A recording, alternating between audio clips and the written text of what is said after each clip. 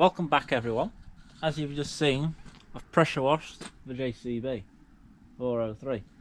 Now, just a video today. Today's video is going to be about my view on this machine.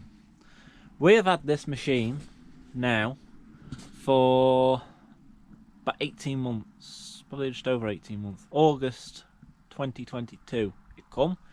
It is a 71 reg, thought it was, just thought I'd check. So it's 71 reg. It was about 10 months old, I think, when we had it. It was like an ex-demo machine, I think, when we had it. It came off Andy Mellor, new used tractors. So if you want one, go and give him a bell. It's a 71 reg. It's a 403 plus, in case anyone is interested.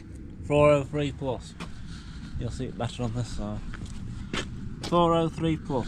What that basically means is this machine is a beefed up version of JCB's 403, and this one's serial number actually dictates it was the sixth one ever built, the sixth 403 plus ever built. So JCB of the factory, not a million miles away from here, probably as a crow flies, about 20 miles south of here, southwesterly direction from here. It's a 30k gearbox, that's standard with a 403, I think. Also, what's different about it, standard 403 has a 25 horsepower Kubota engine. Now this one has a 50 horsepower Perkins engine, 3-cylinder Perkins engine. So it has, the standard 403 is only half the horsepower this one is. It has a bigger hydraulic pump. It can supposedly lift more, and it's got a cast iron steel weight here. That's just cast iron, so that's also an optional extra. So basically it's counterbalance for your weight. Doesn't have lights, this machine. That's one thing I would change if I was to buy another one, which I probably would, because I do love this machine to bits. It'd be fit it with lights, because it does have a 30k gearbox. We have been up the road in it quite a number of times, but it doesn't have lights. But it's got your work lights here, and you two at the front, two on the front of the boom. And they're actually, I should have probably done a better job of cleaning them, to be honest. But they work, they're very good, they're LEDs, they are. Very bright, which are brilliant LEDs, but the only thing I don't like about LEDs is with other road users. So if this obviously isn't going up the road very often, but I won't go up the road with LED beams on all the time. You see these cars driving on the road, and they come towards you in dark with LEDs and they bloody blind you. I don't see point in them. But for this is what LEDs you want. Big LED work lights, perfect on this. They light up if you're in a dark shed, it'll light up, you can see exactly what you're doing. It does spend most of the time with the bale spike on. We did fit this toolbox to it, I don't think there's anything in there. But yeah, I think it's on 1100 hours, I think, so far. Bear with me and I'll just check. So currently I can't get the hours to show up on the screen, because the one problem what I found with this machine is it's got an error code flagging up on the dashboard. Now, I've been told that error code is to tell you that the onboard computer memory is full, and it doesn't need, basically what you would need is get someone out to plug a laptop in the memory on the onboard computer. Can't do that without having someone come with a computer, and that's going to cost a lot of money. All it is an error code saying that the onboard memory for the computer is full. So I do know last time it did come up, it ran about 1,000, so I'm guessing it's about 1,100 now. We had it when it was on 600. It's on 600 hours. So in 18 months we've put 500 on it. We have just serviced it yesterday. So what we try and do is we try and service it. I think last time I serviced it was 10 months ago, roughly. But it is very spacious in this cab for the size of the machine. You have got a rear view. You know, you've got some roof visor there. It does need a bit of a clean, I will admit. But you've got mesh comes down like that. Obviously, my thing there's from my GoPro. But you've got a door there that opens. You can't actually get in at that door. But ventilation, I don't really find a need to go through that door. We got a radio. It didn't actually come with that radio. I put that one in. You've got all your buttons here. Auto stop, your lights, your rear wash wipe, your front lights, your rear lights, your beacon. That's for your loader controls. That's for your third service. Is that one diff lock, I think.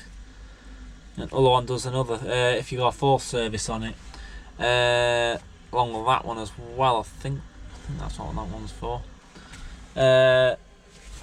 Side lights, this one hasn't actually got the side lights kit on it. That's your button for unlocking your attachment. So to unlock your attachment, you'd press that with one finger and pull your third service to release the locking pins. So basically that's like a bit of a safety feature. So that's to stop you from, that's come in sort of stop you from unhooking something when you've got your third service on. So you go to work your muck grab, for instance, and you accidentally, you've not, oh here, I've not locked me up, I've not got my third service parts plugged in for my muck grab. We end up unlocking the attachment on the front and dropping it in a dart feeder, because that's what does happen. That has happened before. We do know. I have heard of incidences where that's happened, but also on this machine, it's got a separate. I will show you. It's got separate oil pipes, so you don't actually have to. You don't unplug any oil pipes to plug onto your attachment. So the attachment, say you got a muck grab on here, you'd have its own oil pipes, and you plug them in, and you don't undo your third service oil pipe, so they stay fixed. So all you've got is your spools there that plugs onto it, and then if you had a fourth service, they'd come onto here as well, which some machines do have, but I have no real need for that. The only third service machine I have, the attachment for this is the muck grab. But yeah, you got two speakers up there, a very posh seat, very comfy seat. I've got a lot of crap in here basically, but that's your steering column, your windscreen wipers, 2-speed windscreen wiper. Mirrors, that one is cracked. It did come with a cracked mirror, but we have got a spare. When we did the deal on this machine, we did say we want a new mirror, and they did send one. We've just never put it on because, like I say, we don't really need the mirrors. We're not very up the road. You got an interior light. Got rear wash wire, like I say, got handbrake here, so it won't start unless the handbrake's on. That's your brake, your throttle, and your forward and reverse are on the back of that. So it's in forward, then it goes to reverse. But we'll start it up.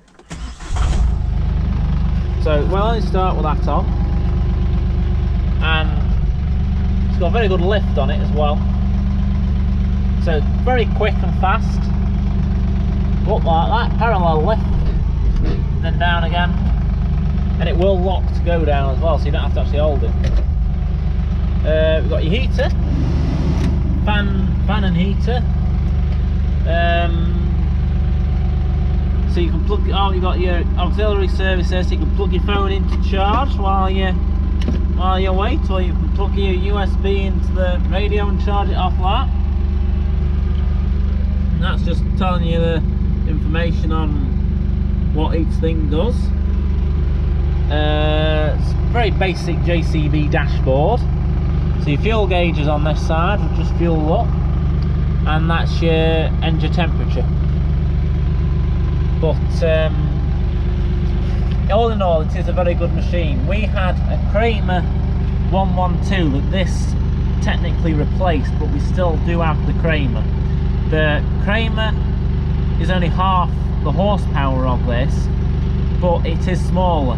And the reason we've kept the Kramer is there's one calf shed that this won't get in, so we have to still have the Kramer to muck that out. Basically saves mucking it out with a fork. But all the little yard jobs around the yard, feeding animals that are all on straw, it's just not handy to get with the traction loader. This does it. Mucking out it does. We will be using this to load the muck spreader soon as well, because we're having to use the other 390 on the muck stirrer, so this is going to come into its own on that. The only thing we've not ever done with this is stack bales with it. We don't have a bale attachment for it. I'm not saying we'll never will get one in the future, but it will pick a third bale off that heap up there.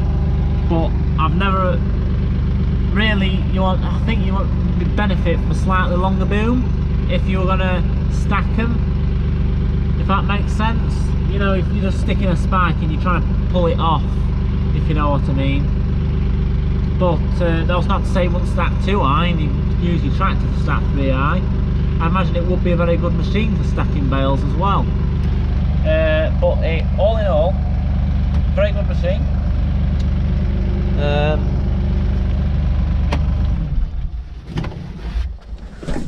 Can hear a clicking noise.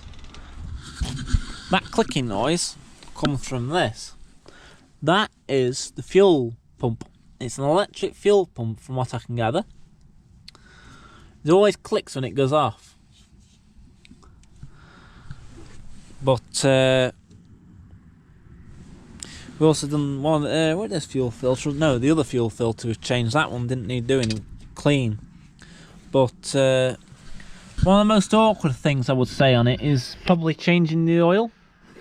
And I wonder if that's like a modern thing on a lot of modern tractors and loaders and what have you nowadays,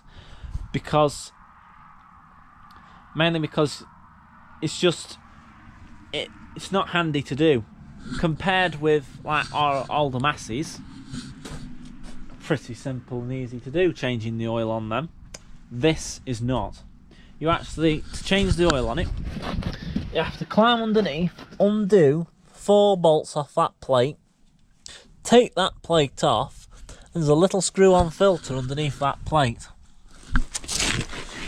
You might be able to see it. It's back of there somewhere. It's under there somewhere. But yeah, it's not a very easy job to do. It can easily take an hour, if not longer. Because the problem we've found with it, we've now changed the oil in this machine 3 times. You just can't grip the filter. It's like under so much pressure. Even when you've only put it on hand tight, when you come to change the oil, you know, the last 3 times we've got an electric drill and drilled a hole in the filter to then put a screwdriver in to prise it round to get it off. But it's a Perkins engine and they are very easy to get bits for. The oil filter, just to go on Perkins website, type in the serial number on the oil filter and Bob's your uncle, you know, you're in it. You've got your filter. Same with the fuel filters, you just go on JCB website and order the parts for it and come in the post. So all in all, it's a thumbs up from me. It is a good machine, just not very handy to for servicing and what have you, but just one of them. I think it's probably, I won't say JCB have done it on purpose, but maybe a farmer looks at that and a farmer's going to look at that and think, why not, we'll pay a JCB service engineer to come out and service it for me, and you know, cost, well, I don't know, £300 or £400 probably, and that's an easy way for them to make money from coming out servicing your machine. But we've managed to do it. But serial number plate. So one thing I've noticed, because it's a pivot steer, that's one thing I've not really got onto about this machine, it's a pivot steer. So the Kramer we had before this, which we've still got, had 4-wheel steer, so you turn the steering wheel and all 4-wheel steer. But you could also got a lever at the side of the seat where you could switch it to 2-wheel steer. This machine doesn't do that, so it pivots on that ball joint and on that ball joint, which has got to be well kept, really well greased, and we do keep it really well greased, mainly because it's pivoting on that all the time and it steers on these rams. There's a ram here, and there's one on the, no, it's just one ram, just the one ram, and that's pushing it backwards and forwards for steering it.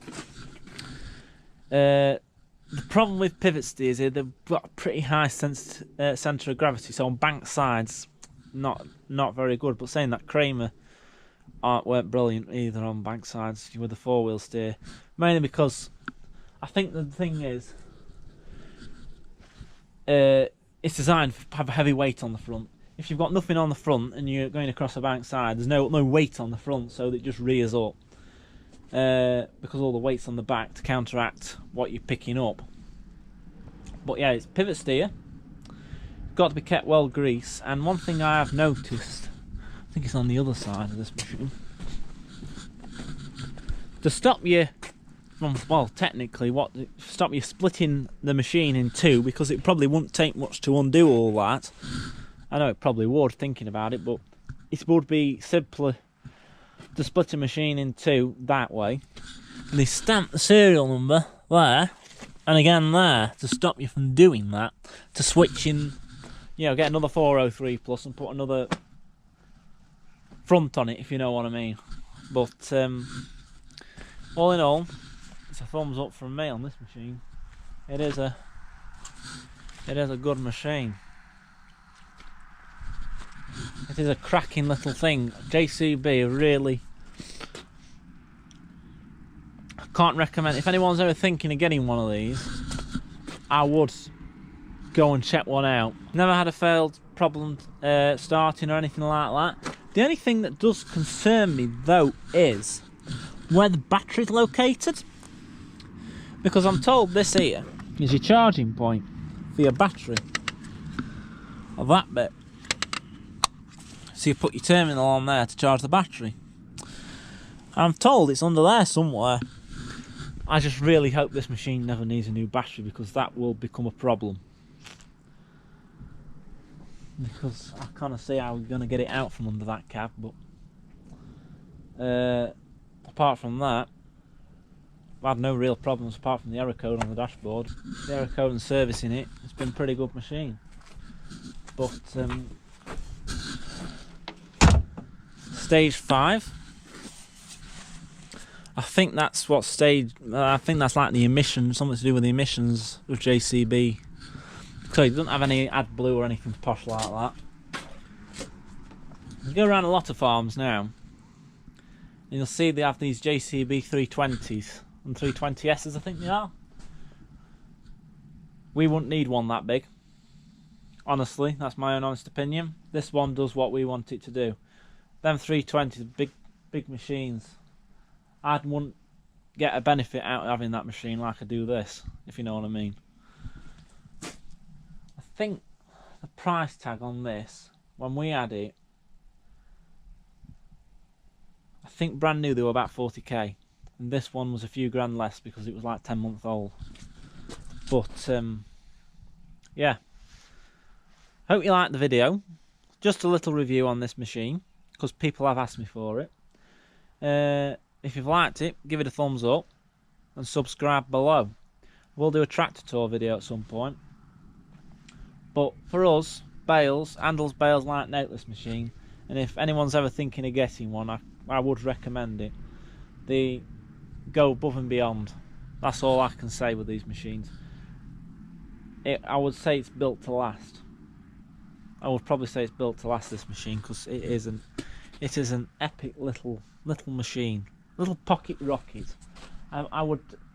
We did look at a 403, standard 403, and the 403 plus, and we definitely wanted the plus just because the fact that it's got well, twice the size engine in it, bigger lift capacity hydraulic pump, all the optional extras like 30k gearbox.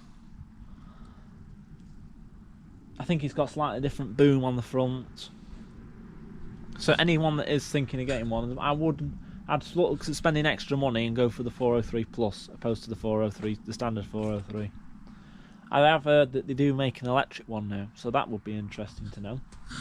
But yes, I'll leave it at that. Sorry for waffling on. Give me a thumbs up, subscribe below, and I'll see you in the next one.